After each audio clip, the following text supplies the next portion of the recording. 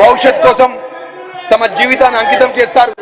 పిల్లలు ఎదిగి ఉన్నంత స్థానాలకు చేరుకున్న తర్వాత కొడు తల్లిదండ్రుల ఆశ ఒక్కటే తన పిల్లల ప్రేమ, ఆదరణ, గౌరవం మరియు పోషణ. అధ్యక్ష, సామాజిక పరిస్థితుల్లో సందర్భాల్లో వృద్ధ తల్లిదండ్రుల కూర్చోండి మరియు ఒంటరితనాన్ని ఎదుర్కొంటున్న పరిస్థితులు మన ముందుకు వస్తున్నాయి. ఉమ్మడి కుటుంబ వ్యవస్థలో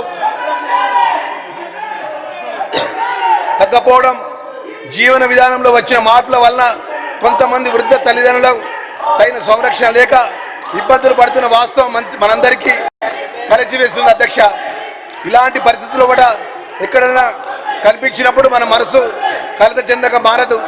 తమ పిల్లల కోసం జీవితాంతాన్ని త్యాగం చేసిన తల్లిదండ్రుల చివరి దశలో ఇబ్బందులు పడడం మన సమాజానికి తగిన విషయం కాదు. అధ్యక్ష, భారత రాజ్యాంగంలోన ఆర్టికల్ 21 జీవన హక్కు మరియు వ్యక్తిగత స్వేచ్ఛ హామీ ఇస్తుంది. అధ్యక్ష, 2011 జనగణన ప్రకారం తెలంగాణ రాష్ట్రంలో వృద్ధుల సంఖ్య 32.68 లక్షలు.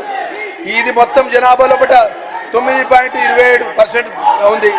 ప్రస్తుతం 2026 నాటి వృద్ధుల సంఖ్య సుమారు 45 లక్షలు చేరుకున్నట్టు అంచనా.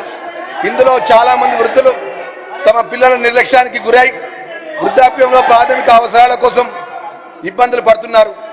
తల్లిదండ్రులు మరియు వయోవృద్ధుల పోషణ మరియు సంక్షేమ చట్టం 2007 ఆ రాష్ట్రంలో అమల్లో ఉన్నప్పటికీ దాని బదులు ద్వారా అన్ని సమస్యలు పూర్తిగా పరిష్కరించడానికి ప్రతి సంవత్సరం సగటున 1800 కేసులు ఆర్డీఓ కార్యాలయంలో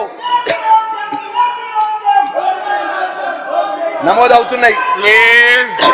దేశంలో మొట్టమొదటిసారిగా ఈ కేసుల నమోదును సులభతరం చేయడానికి, ఉత్తరంగా న్యాయం చేయడానికి తెలంగాణ ప్రభుత్వం గౌరవ ముఖ్యమంత్రి గారి నేతృత్వంలో కొత్తగా పోర్టబుల్ అందుబాటులో తెచ్చింది. అధ్యక్ష, అయితే పోషణకు సంబంధించిన ఆదేశాలు జారీ చేసిన తర్వాత కూడా వృద్ధ తల్లిదండ్రుల యొక్క పోషణ ఖర్చులకు పొందడానికి పిల్లలకు పదే అడగాల్సినటువంటి పరిస్థితులు వస్తున్నాయి.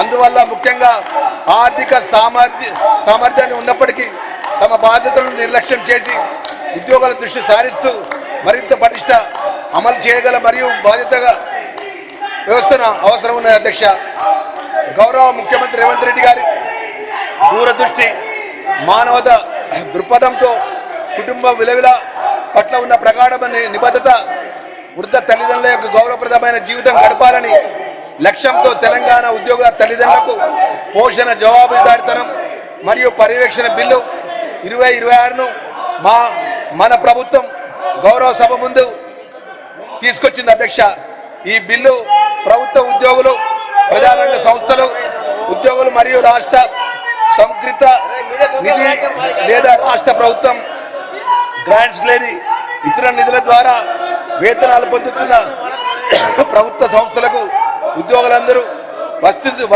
అధ్యక్ష, అదనంగా నమోదు చేయబడినటువంటి లైసెన్స్ పొందిన ప్రైవేట్ సంస్థల్లో పనిచేస్తున్న ఉద్యోగులు కూడా ఈ పరిధిలో వస్తారు. అధ్యక్ష, అలాగే ప్రత్యక్షంగా లేదా పరోక్షంగా ఎన్నిక చేయబడిన ప్రజాప్రతినిధులు, ప్రభుత్వం ద్వారా నామినేట్ చేయబడిన ప్రజాప్రతినిధులు నెల వారి వేతనాలు లేదా భత్యాలు పొందుతున్న వారు కూడా ఈ బిల్లు పరిధిలో వస్తారు. అధ్యక్ష, నిర్లక్ష్యానికి గురి అవుతున్నటువంటి తల్లిదండ్రులు ఉద్యోగస్తులైన తమ పిల్లల మీద నియమిత అధికారికి జిల్లా కలెక్టర్ ద్వారా దరఖాస్తు చేసుకున్నట్లయితే ఈ విషయంపై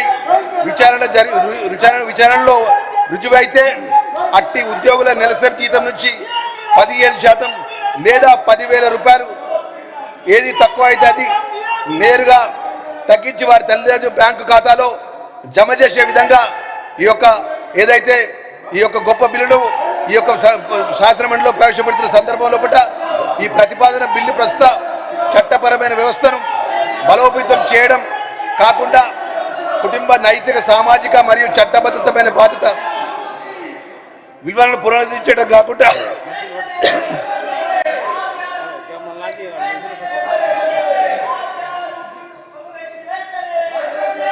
ప్లీజ్ మీ స్థానాల్లో కూర్చోండి. ప్రస్తుత చట్టపరమైన వ్యవస్థ ఈ సభ గౌరవాన్ని కాపాడండి.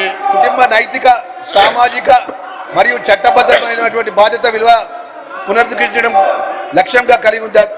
ఇది వృద్ధ తల్లిదండ్రులకు గౌరవ భద్రత మరియు సంరక్షణతో జీవించేందుకు సహాయపడడం కాకుండా ఉద్యోగం చేస్తున్న పిల్లల సమాజంలో బాధ్యతమైన వ్యక్తులుగా మరియు ఆదర్శప్రాయాలుగా నిలవాలనే లక్ష్యంతో రూపొందించబడింది. అధ్యక్ష,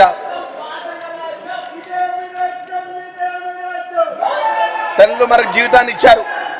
అధ్యక్ష, తల్లిదండ్రులు మనకు జీవితాన్ని ఇచ్చారు. మన భవిష్యత్ కోసం తమ జీవితాన్ని అంకితం చేశారు. మరి అంకితం అలాంటి తల్లిదండ్రుల వృద్ధాప్యంలో ఒంటరిగా ఉండకూడదని గౌరవ ముఖ్యమంత్రి గారి సంకల్పం. ఇబ్బందులు పడకూడదు, వారు గౌరవంగా ఈ సమాజంలో ఈ యొక్క వారి జీవితంలో సుఖంగా ఉండాలి, ఒక బాధ్యత గౌరవంగా ఉండాలని చెప్పి గౌరవ ముఖ్యమంత్రి రేవంత్ రెడ్డి గారి నేతృత్వంలో మన ప్రభుత్వం